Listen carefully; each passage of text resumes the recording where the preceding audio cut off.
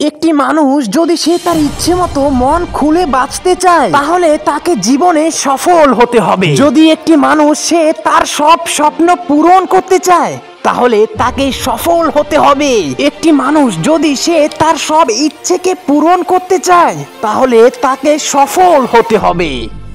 এখন তুমি হয়তো ভাবতে পারো যে কি যা তা বলছে রে এই ছেলেটা, ইচ্ছে পূরণ করতে গেলে আবার সফল হতে হয়? ধুর, কি বলে!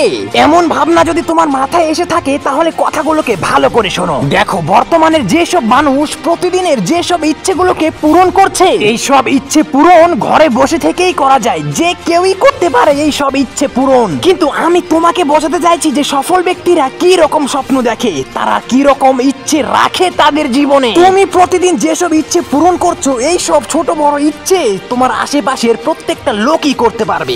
ভেবে দেখো আমি সত্যি বলছি নাকি মিথ্যে। এইসব কথাগুলোর মাধ্যমে আমি তোমাকে এটা বোঝাতে চাইছি যে বর্তমানে জীবনের সফলতা অর্জন করাটা কতটা গুরুত্বপূর্ণ। দেখো, তুমি যদি মেয়ে হয়ে থাকো আর তুমি যদি চাও যে তোমার পরিচয় ভবিষ্যতে তোমার নাম দিয়ে হোক, অন্যের নাম দিয়ে নয়, অর্থাৎ বিয়ের পরে তোমার নাম না ডেকে অমুকের মা, তমুকের বউ, তমুকের মেয়ে এইভাবে তোমায় যেন কেউ না ডাকে, অর্থাৎ এই অপরের নামে যেন কেউ তোমায় না চেনে। তোমার পরিচয় হবে তোমার কর্ম দিয়ে, তোমার পরিচয় হবে তোমার সুনাম দিয়ে। নিজেকে এমন ভাবে প্রতিষ্ঠিত করো বিয়ের পরে যেন শুধু থালা বাসনগুলোকে চমকাতে না হয়, তার পাশাপাশি যেন তুমি তোমার স্বপ্নগুলোকে চমকাতে পারো। দেখো, 90% মেয়েরা তাদের ভবিষ্যৎ নিয়ে ভাবে না, তাদের জীবনে কি করবে তারা সেটা নিয়ে কখনো ভাবে না। এটাই বাস্তব, কারণ 90% মেয়েরা 5-6 ক্লাস থেকেই প্রেম করা শুরু করে দেয়। ও আরো একটু বড় হলেই তারা উত্তেজনার বশে এসে নিজেকে কন্ট্রোল না করতে পেরে পালিয়ে বিয়ে করে নেয়। বিয়ের পর অনেক মেয়ে এই সংসারের চাপ সহ্য করতে না পেরে সুইসাইড করতে বাধ্য হয়। আরো অনেক কিছু মেয়ে তারা বাপের বাড়ি চলে আসে। আর অল্প কিছু সংখ্যক মেয়ে তারা ভালোভাবে সুখে সংসার করতে পারে। এই হলো বর্তমান যুগের 90% মেয়েদের কাহিনী। আর বাদ বাকি যে 10% বাকি মেয়েরা আছে, এই 10% মেয়েরাই হচ্ছে দেশের ভবিষ্যৎ। এই 10% মেয়েরাই নিজেকে প্রেম ভালোবাসা থেকে দূরে রেখে নিজের ক্যারিয়ারের দিকে ফোকাস বেশি করে। কিভাবে কি করলে একজন বড় আইপিএস অফিসার হওয়া যায়, এইসব বড় বড় ধরনের স্বপ্ন তারা মাথায় রেখে চলতে থাকে। আর এক সময় তারা তাদের স্বপ্নকে পূরণ করে নিজের পরিচয় গড়ে তোলে।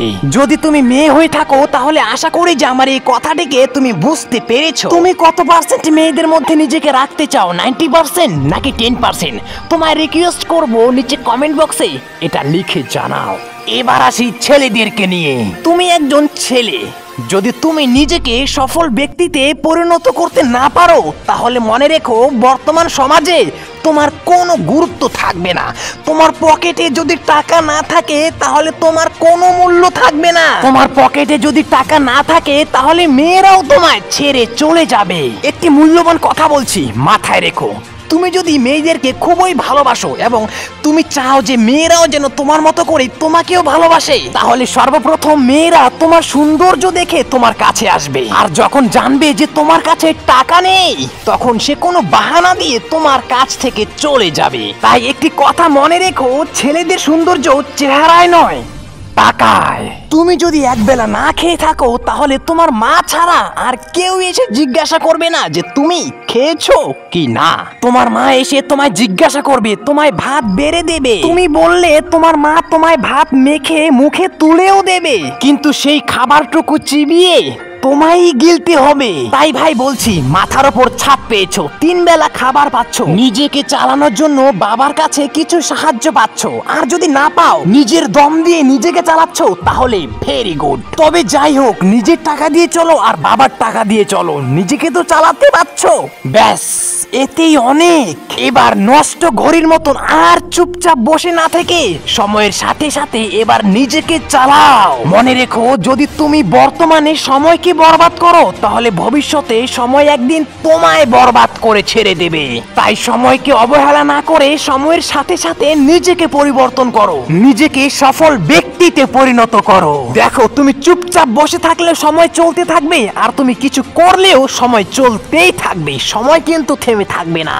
তাই সময়ের সাথে সাথে নিজেকেও বদলে দাও। মনে রেখো, একদিনে তুমি সফল হতে পারবে না, কিন্তু একদিন অবশ্যই পারবে। তাই হার না মেনে চেষ্টা চালিয়ে যাও।